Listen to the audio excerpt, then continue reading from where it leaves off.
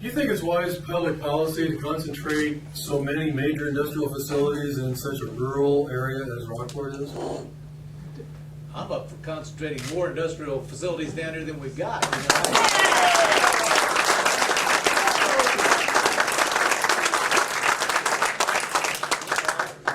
I'll tell you what, the day y'all think you have too many jobs, then call us and we'll back off. But, you know, it's just not that way. And I mean, I think I understand. You're making a serious point conceivably. I think that, again, there are issues in this world, like homeland security issues, that we do think about. But this selection was made for, I think, very sound business reasons.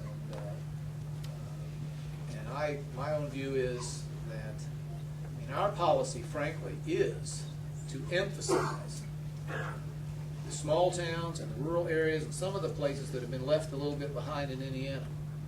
I mean, I just came from Bloomington. And I told them what I tell people in the Indy metro area all the time. Things are going not so bad here. Even today, I'm glad. We're proud of you. But I told those folks, don't imagine that the rest of Indiana looks like this. And our first emphasis and our hearts and our first concern have to be with those places where we struggle and where we've lost jobs. And so no apologies really for being excited about this in Spencer County. Yes, sir. Governor, I think that one of the previous questions referenced the population of industry here relative to pollution. And I think CSS is critical to making this whole thing work in terms of emissions. You mean the sequestration? Yes. Yes. Sequestration and storage. I don't believe the estimates from Mr. Rosenberg included much in the way of cost related to CSS. Yeah. What will ensure to me as a citizen of this area, dealing with the pollution that we have now, Right. that those details will be covered before the shovels are turned, and those costs will be figured in before that happens, rather than after. Well, thank you. That's a good question. And I can tell from your question that you understand these things well. Let me just, for the sake of the whole group, though, let me just draw one distinction. Pollution, as we've understood it, stuff that you breathe it in, it hurts you. If you take in too much of it, is of course been a huge concern, and rightly so. This plant has almost zero pollution. I'm talking about sulfur dioxide, nitrous oxide, mercury, all that stuff. Again, it turns the coal to gas at ground level. As I understand it, about nothing comes out of this except some water vapor. Now, a completely separate question, but one that's important, I think, to think clearly about, is about CO2, what you're breathing right this minute, what you're exhaling. It doesn't hurt you in any way. Trees can't live without it. The question is, does too much of it in the atmosphere over the long haul raise the temperature, et cetera, et cetera? And if that's true, that's important, but it's not the pollution that we've worried about and that we must worry about. All right? Is everybody with me so far? So the plant that's contemplated for here is one of the cleanest generators of energy that's ever been known on the planet, or would be, I should say. As I say, right up there in terms of pollutants with the new alternative forms. You can think of it absolutely as green energy. Now, questioner correctly says, all right, what about the CO2? I have the following responses. First of all, I think there's an excellent chance that it will not be a cost but a profit center.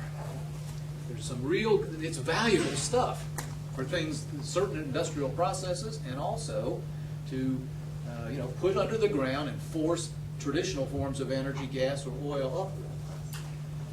My real concern is to make sure that that contract, if it does become a profit center, shares the profits with Hoosier ratepayers. So there's one.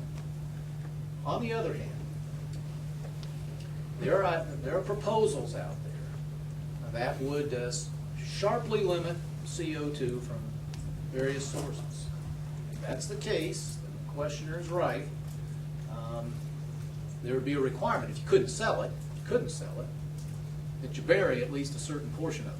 we happen, by the way, one reason it's here is because we've got lots of holes down there. They used to have gas in them, sometimes oil, right? There's not that, that's one of the attractions.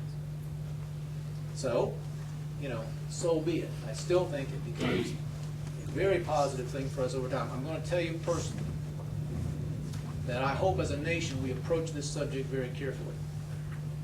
The latest proposal would more than double the utility rates for Hoosiers. So you hear about cap and trade, you've heard about this, right? You hear cap and trade, now everybody understands, it's a tax, and you'll pay it in your utility bill. Certain politicians love that because you don't think you paid a tax. Blame it on the utility company, but it didn't come from them. Now, I just hope we approach it very, very carefully and with a sense of equity. Because as it sits, it will impose its burden overwhelmingly on Indiana and places like us. And this is not where they plan to spend the money. So I hope we approach it very carefully, because I want to know this. Before we hit low-income Hoosiers that hard in the pocketbook, before we really set back the economic attractiveness of this state, just when we've got it looking good, I want to know it's going to be for something. I want to know, and I don't think anybody can tell today that it will move the world thermometer that much. Not unless China plays and India plays, and maybe not then. So, and I can come here and down here to talk about that, but the gentleman asked a very important question. And I just want to say that in terms of air quality here, this should be a step forward. We want it to be. Air quality as we've always known it. SO2 and the like.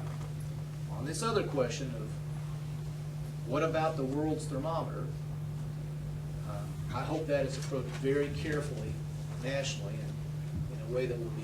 Governor, I'm curious about, you talk about these savings, and I've heard the word billions even mentioned. The futures price of natural gas this morning before I left my office was $3.93 an MMBTU. When Mr. Rosenberg was here last June, he said that the production cost of the gas from this facility, using a coal price figure that was significantly below today's price, was going to be $7.52 an MMBTU. Do you have like a major crystal ball that's telling you that this is going to be cheaper than what you can buy it on the market today? No, I have the federal government's estimates, which have proven very accurate if you look back over the decades. I could also point out to you that within the last year, the market price of natural gas was $12, $13, $14. And what the Energy Information Administration of the federal government, which is considered the gospel on such matters, believes is that over time, I said there'll be ups and downs, that over time, the cost of gas from traditional sources versus the cost of gas from coal will be higher, and that therefore that there'll be savings. So again, we will look for a contract which locks in and requires those savings, puts the contractor at risk if all the experts are wrong. I would think of it, frankly, as a very good hedge. The utilities that take part will derive a fraction, but only a fraction, of their gas from this plant. The rest, they'll be buying natural gas at whatever the market price happens to be 5 and 10 and 20 years from now. And what this means is that if the forecasts are right, this will hold down the average cost to their customers significantly. At any point at which the cost is equal to or greater than natural gas, it won't budge. Rockport, Indiana, population 2,068, is already one of the most polluted places on Earth. Putting out more than 30 million pounds of toxic chemicals, Rockport industry emits more toxic chemicals than several states and 33% more than New York, Los Angeles, San Diego, Chicago, Atlanta, Philadelphia, Pittsburgh, Seattle, and Indianapolis combined. Now the state of Indiana wants to add to that problem with a state-funded coal gasification plant. Please object to this environmental justice travesty by contacting valleywatch.net. Thank you.